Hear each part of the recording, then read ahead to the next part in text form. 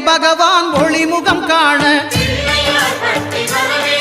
அங்கு கற்பக தருவின் நெற்றியில் மலரும் சூரிய பகவான் ஒளிமுகம் காண அங்கு கற்பக தருவின் நெற்றியில் மலரும் இருளை விலக்கி உலகை எழுப்பும் ஞாயிறு அங்கே குடியிருப்பான் அவன் ஆனை முகத்தனின் அடியவர் மனத்தில் ஒளியாய் வந்து கொலுவிருப்பான்